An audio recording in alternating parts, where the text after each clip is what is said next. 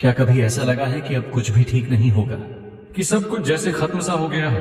बाहर सब सामान्य चल रहा होता है, लोग हंस रहे होते हैं, दुनिया भाग रही होती है, लेकिन अंदर अंदर एक सन्नाटा होता है, कोई समझ नहीं पाता। और उस सन्नाटे में धीरे धीरे एक सोच पनपती है, डार्क थिंकिंग। शुरुआत बहुत मामूली होती है। किसी दिन सुबह उठते ही मन करता है कि बस चुप रहो, किसी से बात ना करो। फिर एक छोटी सी असफलता, एक छोटा सा ताना, कोई अपना पीछे हट जाता है और दिमाग में वही पुरानी आवाज शुरू हो जाती है, तू क्यों है? ये क्या फर्क पड़ता है अगर तू नहीं रहेगा? ये किसको पड़ी है? और यही आवाज धीरे धीरे बैकग्राउंड नॉइज से मेन कैरेक्टर बन जाती है। लोग कहते हैं सोच बदलो, पॉजिटिव बनो, सब अच्छा होगा। पर वो नहीं जानते कि जब अंदर से कुछ टूटता है तो बाहर की एडवाइस सुई की तरह चुभती है।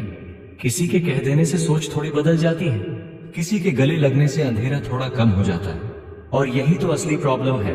बाहर सबको लगता है कि अंदर की डार्कनेस एक फेज है, निकल जाएगा, लेकिन जिसने महसूस किया है वो जानता है कि ये फेज नहीं, एक जाल है।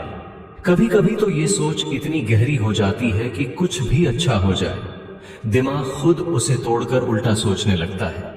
जैसे किसी ने तारीफ कर दी, अरे तुझमें तो टैलेंट है, तो मन अंदर से कहता है झूठ बोल रहा है, तसल्ली दे रहा है, ये सब दिखावा है।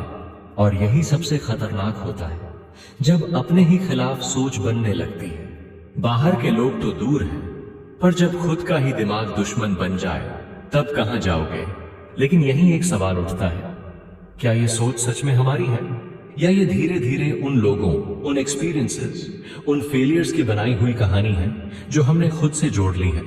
कभी इस पर सोचा है कि शायद जो चीजें हमें डिफाइन कर रही हैं वो एक्चुअली हमारी ही नहीं थी? लेकिन इस सोच से निकलने का रास्ता भी तो कहीं दिखता नहीं, और यहीं पर सस्पेंस शुरू होता है। क्योंकि एक समय के बाद ये डार्कनेस तुम्हारा कंफर्ट जोन बन जाती है। हाँ, अजीब लगेगा सुनकर, लेकिन ये सच है। जो दर्द बार बार होता है वो जान पहचान सा लगने लगता है, और फिर दिमाग कहता है चलो कम से कम इस दर्द की आदत है, नए में जाने से तो अच्छा है यही सही। यही पैटर्न बन जाता है, और पैटर्न जितना पुराना होता है उसे तोड़ना उतना ही मुश्किल। लेकिन अब सोचो, अगर ये सोच सच में इतनी पावरफुल है कि हमें अंधेरे में ले जा सकती है, तो क्या वही दिमाग हमें वापस रोशनी की तरफ नहीं ले जा सकता?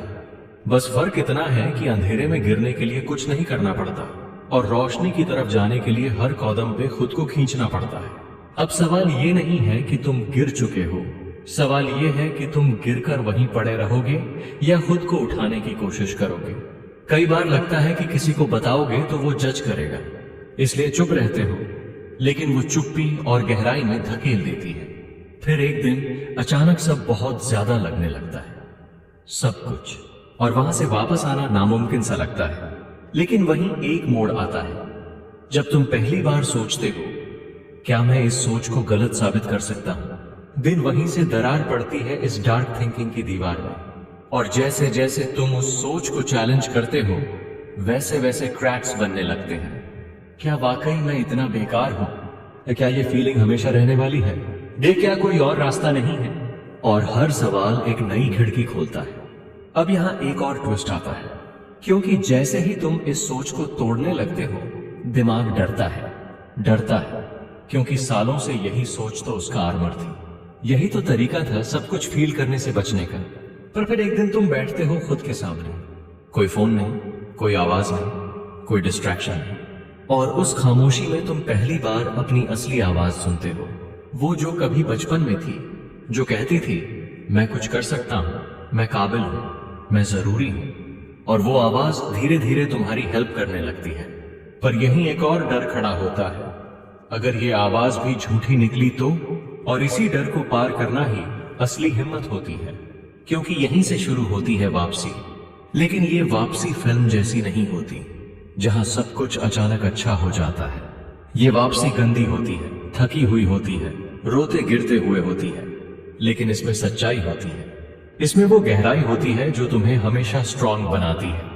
क्योंकि अब तुम्हें पता होता है कि तुम कितने टूट चुके थे, और फिर भी वापस आए हो, तो अगली बार जब वो पुरानी सोच वापस आए और कहे कुछ नहीं बदलेगा, तो तुम उसकी आंखों में देखकर कह सको मैं बदला हूं।